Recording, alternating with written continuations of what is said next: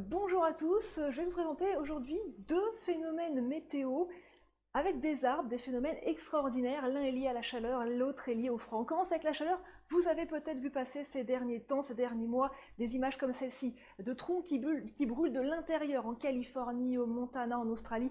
On en a vu pas mal. C'est un phénomène qui est véridique, qui est tout à fait naturel, qui est en général causé par la foudre. Ce qui est extraordinaire, c'est que le feu, comme vous le voyez là, brûle à l'intérieur de l'arbre, mais l'incendie tout autour est totalement fini. En général, l'arbre est foudroyé, et il faut savoir que l'intérieur de l'arbre est un très bon conducteur pour la foudre. Voilà pourquoi le feu se retrouve piégé à l'intérieur de l'arbre. Mais le feu peut aussi rentrer par un autre endroit, par le haut, par les branches, et ensuite s'infiltrer dans le tronc, qui est un très bon conducteur encore une fois, et il continue à brûler parfois pendant des semaines.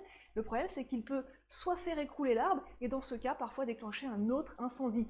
Autre phénomène lié au froid cette fois-ci, regardez ces images d'arbres complètement courbés, vous en avez peut-être vu vous-même à la montagne. Alors parfois c'est un problème génétique, mais en général, si vous voyez ça à la montagne, c'est lié aux avalanches, aux accumulations de neige. On a des arbres qui sont dans leur phase de croissance, le poids de la neige fait courber l'arbre pendant sa croissance, ensuite on a une nouvelle phase de croissance à la verticale, et puis parfois une autre avalanche l'hiver suivant. Voilà pourquoi on a à nouveau une courbe. Ce même phénomène peut aussi se produire dans le cas de glissement de terrain, ce qui produit à peu près le même type de modification chez les arbres. Encore une fois, la météo a des conséquences parfois inattendues.